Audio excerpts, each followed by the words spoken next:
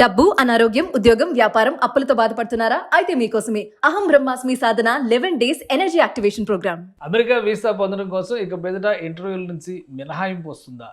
కొత్తగా నిబంధనలు అమలులోకి తీసుకొచ్చే ప్రయత్నం జరుగుతుందా? లేదా పాత నిబంధనల్ని మరోసారి పదును పెట్టేటువంటి ప్రయత్నం జరుగుతున్నాయి? ఈ అంశాన్ని విశ్లేషించేటువంటి ప్రయత్నం చేద్దాం. మనతో పాటు లా రీసెర్చర్, అమెరికన్ లా రీసెర్చర్ సాయి శ్రీనివాస్ గారు. సాయి శ్రీనివాస్ గారు నమస్తే.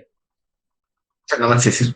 సాయి శ్రీనివాస్ గారు ఏంటి కొత్తగా చెప్తున్నారు? వీసా ఇంటర్వ్యూకి వెళ్ళాల్సినటువంటి అవసరం లేదు, డ్రాప్ బాక్స్లతోనే సరిపోతుంది అంటే అసలు ఏ కేటగిరీలు వాళ్ళకి వస్తుంది? ఇది అసలు నిజమేనా?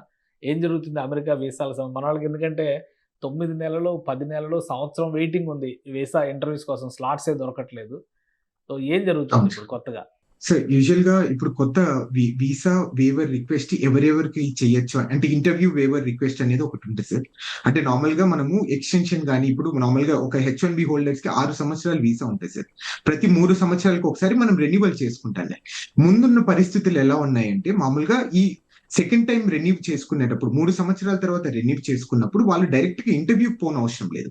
డైరెక్ట్ గా వీళ్ళు ఒక రిక్వైర్మెంట్స్ అన్ని డాక్యుమెంట్ లో పెట్టేసి డ్రాప్ చేస్తే సరిపోయేది. కానీ ఇప్పుడు ఏం చేస్తున్నాడంటే ఇది ఇంటర్వ్యూకి వెళ్ళాలి, ఇంటర్వ్యూ తప్పకుండా వెళ్ళాలి అని చెప్పడం జరిగింది. అంటే దీని ద్వారా అంటే మీరు చెప్పినట్టు మామూలుగా ఇప్పుడు అపాయింట్మెంట్స్ దొరకడం లేదు, మళ్ళీ రిజెక్షన్స్ ఏమన్నా వస్తాయి అనేది కొంచెం భయంగా ఉన్నారు సార్, ముఖ్యంగా మన భారతీయులు. ఎందుకంటే ఈ H1B కానీ ఈ డిపెండెంట్ వీసాస్ కానీ ఎక్కువ అధిక శాతంలో మన భారతీయులే బాగా దీన్ని అంటే ఈ వెసులుబాటుని బాగా తీసుకునేవాళ్ళు. అంటే ఇది ఫస్ట్ టైం వీసా అప్లై చేస్తున్న వాళ్ళకి కూడా వస్తుందా, లేదంటే రెన్యువల్స్కి వెళ్ళేటువంటి వాళ్ళకే ఈ వీసా ఇంటర్వ్యూ మినహాయింపులు అనేవి ఉంటాయా? సో యూజువల్ గా ముందు ప్రతి వాళ్ళకు ఈ వీసా ఇంటర్వ్యూ అనేది మ్యాండేటరీ సార్. ఈ కోవిడ్ టైంలో ఏమైపోయిందంటే కొంతమంది డిపెండెంట్ వీసాస్ కి అట్లనే రెన్యువల్స్ చేసుకునే వాళ్ళకు ఒక చిన్న వెసులుబాటు ఇవ్వడం జరిగింది. అంటే ఎందుకు కారణం అంటే ఆ రోజున్న పరిస్థితులు అంటే కోవిడ్ కారణం కానీ, ఇక్కడ ఉన్న స్టాఫ్ తగ్గిపోవడం కానీ, అంటే అధిక శాతంలో డబ్బులు ఏమన్నా ఎక్కువ ఖర్చు అయిపోతుందేమో ఈ వీసా ఇంటర్వ్యూల వల్ల పిలవడం వల్ల అనుకున్న కొన్ని సిచ్యువేషన్స్ వల్ల ఆ రోజు మనకు వెసులుబాటు ఇవ్వడం జరిగింది. అంటే రెన్యువల్స్ కి ఒకటే.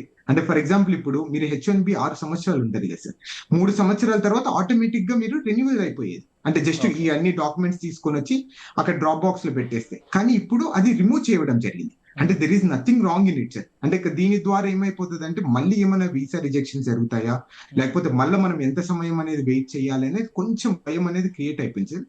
ఇది ఓన్లీ ఇప్పుడు ప్రస్తుతానికి ఈ వీసా ఇంటర్వ్యూ వేవర్ కొంతమందికి ఇవ్వడం జరిగింది. అంటే దాంట్లో ఏంటంటే first of all foreign diplomats ఉంటారు కదా సార్, మామూలుగా UN లో వర్క్ చేసేవాళ్ళు లేకపోతే ఇండియన్ ఎంబసీలో వర్క్ చేసేవాళ్ళు, వీళ్ళందరికీ మళ్ళీ సేమ్ ఇట్లనే వీసా ఇంటర్వ్యూ అవసరం లేకుండా చేయడం జరిగింది.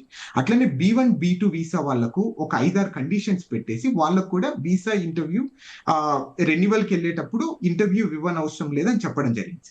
ఓకే, అంటే రెగ్యులర్ గా చేసేటువంటి వాళ్ళకైతే లేదా ఫ్రెష్ గా అప్లై చేసేటువంటి వాళ్ళకైతే వీసా ఇంటర్వ్యూ కంపల్సరీ సార్. అది ఎప్పుడైనా కంపల్సరీ. H1B పరిస్థితి ఏంటి? యూజువల్ గా H1B వాళ్ళు కూడా ఫస్ట్ టైం స్టాంపింగ్కి వెళ్ళినప్పుడు తప్పకుండా వీసా ఇంటర్వ్యూకి వెళ్ళాలి సార్.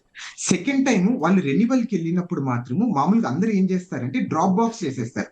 అన్ని డాక్యుమెంట్స్ అన్ని ఆల్రెడీ ఒకసారి మనం ప్రూవ్ చేసుకొని ఉంటాం కదా సార్ వీసా ఇంటర్వ్యూలో. అంటే మనం లీగల్ గానే ఉంటున్నాం, మనం లీగల్ గా అన్ని చేస్తున్నామని. సో వీళ్ళు కొంచెం సడలించడం జరిగింది. సర్లే సెకండ్ టైం వద్దులే, మీరు ఫస్ట్ టైం ఆల్రెడీ ఇచ్చేసారు కదా అని. కానీ ఇప్పుడు ఏం చేశారంటే సెకండ్ టైం కూడా మ్యాండేటరీ చేయడం జరిగింది. అంటే దీని ద్వారా ఏమైపోతుంది అంటే చాలా మంది ఇండియాకి రావాలనుకున్న వాళ్ళు కూడా కొంచెం తగ్గిపోతారు సార్. ఎందుకురా ఇప్పుడు మళ్ళీ వీసా ఏమైనా క్యాన్సిల్ అయిపోతే మనకి ఇబ్బంది పడిపోతాము, మన ఇంటర్వ్యూ మళ్ళీ ఏమైనా రిజెక్ట్ చేస్తారేమో అని కొంచెం ఆ భయం అనేది క్రియేట్ అయిపోతుంది సార్ దీనివల్ల. గ్రీన్ కార్డు వచ్చినటువంటి వాళ్ళకు కూడా గ్రీన్ కార్డు ఎప్పుడు క్యారీ చేయాలి, లేదంటే కనుక వెరిఫికేషన్ ఆఫీసర్స్ ఎంక్వైరీ చేసినప్పుడు దాన్ని ప్రొవైడ్ చేయకపోతే కూడా యాక్షన్స్ ఉంటాయని ఒక ప్రచారం జరుగుతుంది. ఇందులో నిజమెంత? అసలు ఇలాంటి రూల్స్ ఏమైనా ఉన్నాయా? సార్ ఇది ఆల్రెడీ ఎప్పుడు నుండో వస్తున్న ఒక చట్టం సార్. అది section immigration and nationality act చట్టం ప్రకారం 246E క్లాస్ దాంట్లో క్లియర్ గా రాయడం జరిగింది. 18 ఏళ్ళు పైబడిన వ్యక్తి ఎవరైనా కానీ తప్పకుండా ఐడెంటిటీ ప్రూఫ్ క్యారీ చేయాలి. సో అది చేయకపోతే మీకు ఫెడరల్ మిస్డిమీనర్ గా తప్పకుండా మీరు ఛార్జెస్ ఫేస్ చేస్తారు అనేది ఆల్రెడీ రాయడం జరిగింది. అంటే ఇవన్నీ ఎందుకు తీసుకొని వస్తున్నారంటే సుమారు ఇక్కడ మనము 1,20,80,000 మంది ఇక్కడ ఆల్రెడీ ఉన్నారు సార్, వెల్ ఎస్టాబ్లిష్డ్ గా గ్రీన్ కార్డ్ వచ్చిన వాళ్ళు ఉన్నారు. సో వీళ్ళందరినీ మనం ఎలా మనము హోల్డ్ ఆన్ చేయాలి, వీళ్ళందరూ ఎలా ఐడెంటిటీ ప్రూఫ్ తీసుకొని రావాలి అనుకున్న ఒక ఇంటెన్షన్ తోనే ఇది జస్ట్ ఒక ట్వీట్ చేయడం జరిగింది తప్ప ఎక్కడే గానీ మనం దీని ద్వారా ఎక్కడే గానీ భయం క్రియేట్ చేయడం కానీ ఎక్కడే గానీ లేదు. ఈ సెక్షన్ ని ఏ రోజే గానీ ఇంతవరకు ఎప్పుడే గానీ చాలా తక్కువ సందర్భాల్లో అంటే ఇది కొత్తగా వచ్చిన సెక్షనా లేదంటే ఆల్రెడీ ఉన్న సెక్షన్ ఇప్పుడు ఇంప్లిమెంట్ చేస్తాం అనేటువంటి వార్నింగ్ ఇచ్చారా? ఇది ఆల్రెడీ ఉన్న సెక్షన్ ని ఇప్పుడు ఇంప్లిమెంటేషన్ చేస్తామా అని చెప్తున్నారు సార్. అంతే. అంటే గ్రీన్ కార్డ్ హోల్డర్స్ లో ఎక్కువ గ్రీన్ కార్డ్ హోల్డర్స్ లో ఎక్కువ ఇండియన్సే ఉంటారు అనేటువంటిది మన వాళ్ళు నమ్మేటువంటి. ఎనీ టైం జేబులో పెట్టుకొని తిరగకపోతే చర్యలు తీసుకుంటాయి. ఇంటి దగ్గర ఉండొచ్చు, రకరకాల రీజన్స్ ఉండొచ్చు, కారణాలు ఉండొచ్చు, కానీ చూపించాల్సింది. ఇప్పుడు పైగా అమెరికాలో కార్డు జేబులో పెట్టుకోవాల్సినటువంటి అవసరం ఉందా? ఏటీఎం కార్డులే క్యారీ చేయరు, అంతా మొబైల్ మీదే నడిపిస్తారు అని చెప్పని అంటారు. సో ఈ గ్రీన్ కార్డుకి అటువంటి ఈ కాపీలు ఏమైనా ఉంటాయా, లేదంటే అది కంపల్సరీ ఫిజికల్ కాపీని క్యారీ చేయాలా? సో అది మ్యాండేటరీగా వాళ్ళు చెప్పడం ప్రకారం ఫిజికల్ కాపీయే మ్యాండేటరీగా మీరు క్యారీ చేయాలి. చేయకపోతే మిమ్మల్ని తప్పకుండా ఇక్కడ ఉన్న చట్టాల ప్రకారం మిమ్మల్ని అరెస్ట్ చేసే అవకాశం కూడా ఉంటుందని చెప్పడం జరుగుతుంది. రైట్. అయితే దీనివల్ల పెద్ద ఎఫెక్ట్ ఏమీ ఉండకపోవచ్చు. అంటే ఇది జనరల్ గా జరిగే రూల్ ని ఈ రోజు మేము రెగ్యులర్ అంటే ప్రొసీడింగ్స్ లో బాగా రెగ్యులర్ గా జరిగే ఎక్సర్సైజ్ గానే మనం చూడాలంటారా? రెగ్యులర్ గా జరిగే ఎక్సర్సైజ్ గా చూడాలి తప్ప మనం ఏదైనా ఇది భూతద్దంలో పెట్టి చూడాల్సిన అవసరం లేదు. కానీ మీరు అన్నట్టు ఇందాక మీరు అన్నారు కదా, అంటే ఇక్కడ మన వాళ్ళు ఏటీఎం కార్డులు క్యారీ చేయరు, ఇదేం క్యారీ చేస్తారు ఇవన్నీ, అంటే అది ఒక్కటి కొంచెం భయంగా క్రియేట్ అవుతుంది సార్. అంతే. ఎందుకంటే మళ్ళీ ప్రతిసారి క్యారీ చేసి అది ఎక్కడైనా పోతే అది మళ్ళీ అప్లై చేయడం ఎన్ని రోజులు పడుతుందని ఒక చిన్న భయం తప్ప ఎక్కడే కానీ మనం వరి కావాల్సిన అవసరం అయితే లేదు. రైట్. ఇక వీసా ఇంటర్వ్యూల విషయంలో మాత్రం రెన్యూవల్స్లోనే మినహాయింపులు ఎక్కువ ఉన్నాయి. ఫ్రెషర్స్ అయితే మాత్రం ఇంటర్వ్యూస్ ప్రిపేర్ అవ్వాల్సిందే, స్లాట్స్ కోసం వెయిట్ చేయాల్సిందే. అవును సార్. సార్ అంటే రెన్యువల్స్ కి మ్యాండేటరీగా ఇంటర్వ్యూ పెట్టడం జరిగింది సార్. ఓకే. అంటే రెన్యువల్స్ కూడా ఇంటర్వ్యూ మ్యాండేటరీ చేసేటువంటి ఇది ఉంది. అవును sir. Right. Thank you Sai Srinivas గారు విశ్లేషణ అందించినందుకు. ఇది అమెరికాలో కొత్తగా నడుస్తున్నటువంటి, కొత్తగా తీసుకుంటున్నటువంటి కొన్ని నిర్ణయాలు కొంత గుబులు రేపుతున్నాయి, కొంత ఆనందాన్ని నింపుతున్నటువంటి పరిస్థితి కూడా ఉంది.